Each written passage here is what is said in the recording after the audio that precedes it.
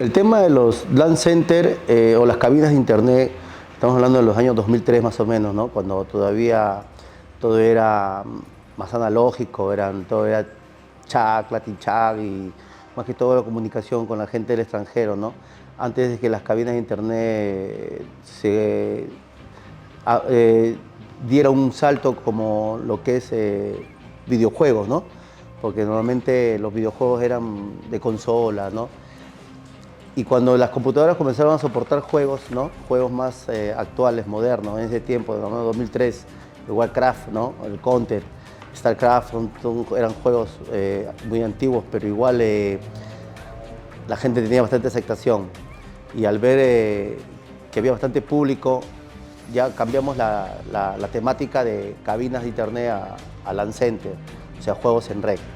Ahí empezó todo, ¿no? Antes de dedicarme a esto de los esports y todos, solamente estudiaba. No, bueno, estaba creo que en secundaria, por ahí, casi a finales de secundaria. Y luego ya se hizo más serio y empecé a jugar más y bueno, llegué a torneos y fue donde ya me dediqué de full, ¿no? Mi paso para los esports empezaron por que Luis Carrillo Pinto, el anteriormente mencionado, me jaló para una agencia de marketing audiovisual que tenían y que se organizaban torneos como los de Dota, Counter-Strike, estaba también Clash Royale. Dentro de estos videojuegos, pues a mí me llamó para poderme encargar de la parte audiovisual de la empresa. Empecé obviamente como editor de video, haciendo contenidos básicos y demás para las personas del torneo. Tú mismo sabes, un torneo necesita mucha edición y grabación también de contenido para poder alimentar la audiencia. O sea, lo gracioso es de que en mi colegio la mayoría jugaba Dota. Y era más que todo por eso que hablábamos, porque, o sea, yo conocí el Dota porque al frente de mi LAN, o sea, al frente de mi casa había un LAN donde jugaban Dota y luego me jalaron, ¿no? Pero al final eh, yo jugué creo que un año o 6 meses y luego dejé de jugarlo por 2 años. Y luego hubo un torneo en mi colegio y perdí primera ronda, entonces quería mejorar, ¿no? Y en esa época creo que la mayoría de mis amigos todos jugaban Dota, ¿no? La mayoría. Entonces era querer ganarles a ellos para sentir, no sé, pues satisfacción, no sé, o era competitividad o algo así, ¿no? Yo siempre me han gustado los deportes. Yo he sido seleccionado nacional de vóley masculino y campeón nacional de vóley masculino con la Universidad de Lima, en clubes, en universidad. Entonces, yo soy un apasionado de los deportes, me encantan los deportes. Y siempre he sido un adicto a los videojuegos, por así decirlo, ¿no? Suena feo decir adicto, pero era un vicioso, o sea, me encantaba jugar videojuegos. Regresaba al colegio y lo que más quería era jugar videojuegos. En las vacaciones no quería irme de viaje, quería jugar videojuegos, sea computador o Nintendo. De menor no tenía computadora en casa, entonces era ir a la cabina, iba con mi CD StarCraft, lo instalaba, que ni siquiera era mío, era prestado a un amigo, y al día siguiente que regresaba a la cabina, las cabinas tienen ese sistema que resetean las computadoras. Tenía que volver a instalar el juego. Porque yo siento de que si es que no hubiese habido ese torneo de Dota, no sé si hubiera jugado Dota, la verdad. Es lo que a veces me pongo a pensar. Porque el único motivo por el cual yo empecé a jugar de nuevo y con tantas ganas fue porque perdí ese torneo en primera ronda que yo pensé que era fácil. Y eso como que me molestó un poco, ¿no? En el buen sentido. Entonces a veces me da esta pregunta en la cual si la persona en la que organizó el torneo de colegios no lo hubiera hecho, hubiera terminado jugando Dota, quizás sí, quizás no. O qué hubiera pasado conmigo, no sé, la verdad. Los padres querían que estudien, lo veían como pérdida de tiempo, como vicio y temas relacionados, ¿no? Que a veces no estaba muy permitido. Eran muy pocos los padres que aceptaban y entendían a sus hijos que era lo que les gustaba, ¿no? Pero a pasar de los años, cuando esto fue evolucionando, ¿no? Hablamos del 2005, 2006, empezaron a ver ya los torneos, las competencias en línea, que eso fue cambiando más o menos todo el tema de ese tabú que era para ser libremente un jugador pro player, ¿no?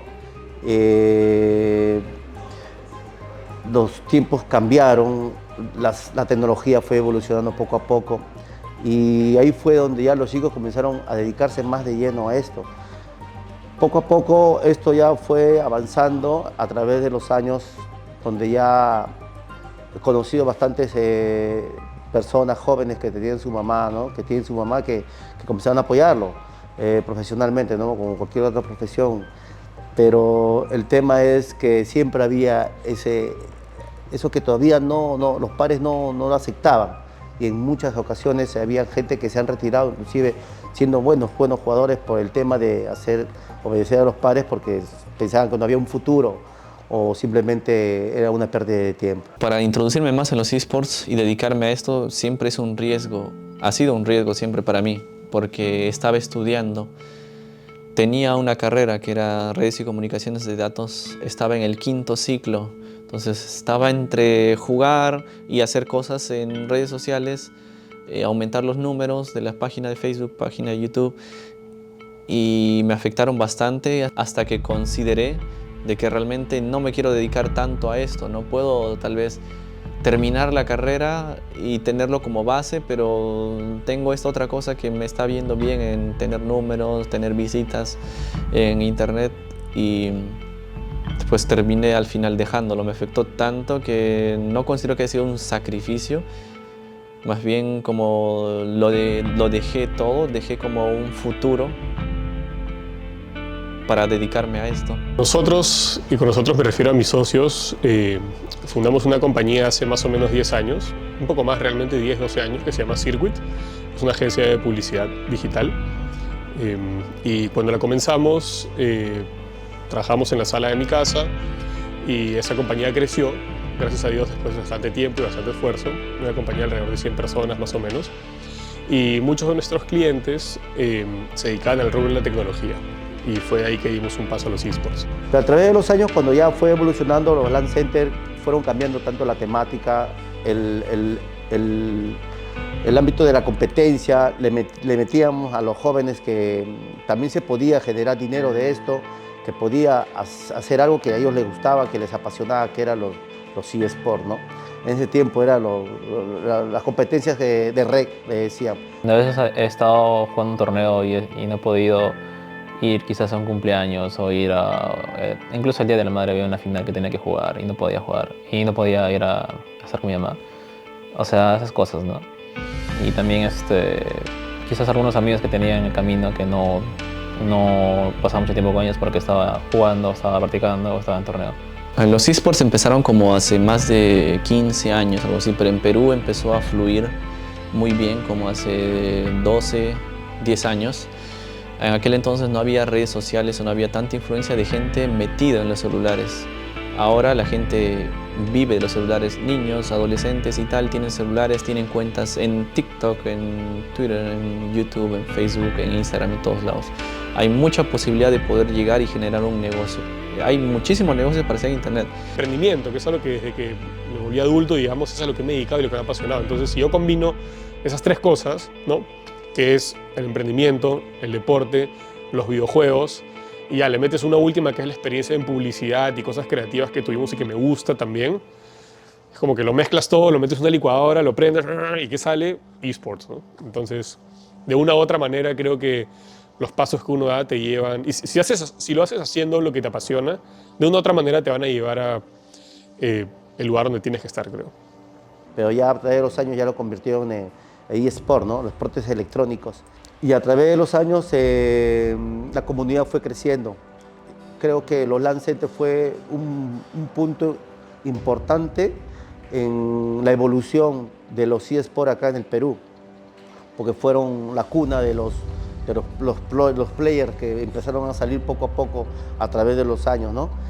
Creo que cuando ya clasificé un torneo iba a algo más serio, le decía que voy a ir a salir del país a jugar a esto, o tengo este torneo por tanta plata, y etcétera, ya era más en serio, ¿no? Y veía que iba un equipo que tenía un staff, que tenía un manager, que tenía más cosas, que no solamente era un chico que está jugando porque, no sé, está enviciado, ¿no? Sino que era un chico que está jugando porque quiere llegar a algo, quiere hacer algo.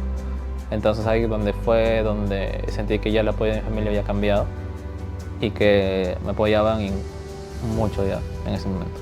Las campañas publicitarias para niños no están dirigidas a los niños, están dirigidas a las madres. Entonces, cuando nosotros vimos el Analytics, nos dimos cuenta que esos niños de hace 10 años ya tenían 25, 27, 30 años. Entonces, eso también fue un factor muy importante para atrevernos, porque sabemos que ese rango demográfico es de alto valor para las marcas. Además que como público tiene una peculiaridad y que es un segmento altamente digitalizado, quizás mucho más que otros segmentos de la misma edad. Entonces diría que esa combinación de factores, que hicimos setups y vimos que había mucho interés y además que la demografía era de alto valor para potenciales marcas y auspiciadores, creo que esa fórmula fue lo que dijo ya, vamos, y también que nos salieron bien las cosas y que los videos se hicieron virales y dijimos ya, sí, tenemos un poco de talento para esto, ¿no? Es una pasión muy grande que realmente me ha llevado a experimentar algo que yo no imaginaba, porque los videojuegos se ven de una forma en que una persona está sentada en su habitación y se la pasa 12, 13 horas haciendo cosas. Yo experimenté los videojuegos y los esports de la manera en que puedo conocer nueva gente, viajar, salir de esta zona de confort y conocer tanta gente apasionada de la misma forma que yo y que podamos tener mayores conexiones y generar muchos negocios a partir de esto en el futuro. Los contactos se generan de esta forma, gente increíble, espectacular, que en un futuro va a trabajar contigo y van a hacer cosas inimaginables. Esto es lo más bonito, lo más rescatable de estar en esta industria. Y demostrarle, ¿no?, que esto no es tan solo un vicio, no es tan solo una pérdida de tiempo, ¿no? Esto más que todo es algo profesional y esto más que todo es algo que puede cambiarle la vida, ¿no? Como ahorita he visto, le ha cambiado la vida a muchos jugadores, a tanto pro players como también los influencers, youtubers, streamers que se dedicaron a los eSports, ¿no? A todos los gamers le han cambiado la vida, pero porque han sabido esforzarse, han sabido poner de su parte, han sabido desviar y tomar buen camino, como otros que no lo supieron hacer y que se quedaron en la nada, en el olvido y no pudieron aprovechar el momento, ¿no? Gran parte de mi vida creo que es Dota 2 ahora, ¿no? Más que todo porque los amigos que tengo son de Dota, el trabajo que tengo es de Dota, los fans o la gente que me sigue también es de Dota. Juego Dota todos los días, o sea, básicamente es parte de mi vida, creo, día a día y lo que hago diario, la verdad. Sí. Y si no te apasiona, es difícil y complejo de que la puedas superar. Entonces, número uno diría, hazlo si es que realmente te apasiona. Y lo otro es que es full autoaprendizaje. Son horas de horas de ver YouTube, viendo cómo hacen las cosas, buscando, investigando en blogs, probando programas, descargando cosas en tu computadora, comprándote una cámara, viendo cuál es la diferencia entre trabajarlo con un HDMI o con un SDI, si es con una capturadora que está enchufada directamente a la placa o si es con un switcher, o sea, descubre, prueba y ensayando con mucho ensayo y error. Por ejemplo, si pones un jugador de básquetbol o algo así, o sea, esa persona tiene que levantarse temprano, hacer ejercicio o prepararse para, etcétera, ¿no? Tiene que tener una nutrición, etcétera. Son cosas que quizás no te gustan, pero te van a ayudar al final. Entonces, creas o no, en este caso el tema del Dota es un juego que te requiere te pide mucho, creo yo, para que recién seas alguien bueno o alguien de los mejores. Y creo que eso es lo complicado, que a veces algunos no entienden, dicen que quieren ser lo mejor o quieren ser profesionales, pero al final hay cosas que tienes que sacrificar, hay cosas que tienes que hacer y no es todo como que simple, ¿no? Y también toma mucho tiempo también. Creo que la cualidad de muchos de los jugadores aquí en todo el mundo es que son perseverantes y nunca se rinden. Y le siguen dando. Y eso creo que es una cualidad que no todos lo tienen en diferentes aspectos de la vida, pero eso es algo que es muy importante en este tema. Entonces, más que todo, bueno, si alguien de verdad quiere y lo va a hacer, yo sé que lo puede intentar, ¿no? Pero que tengan en cuenta qué es lo que necesita y qué es lo que requiere ser esto, ¿no? Un jugador profesional.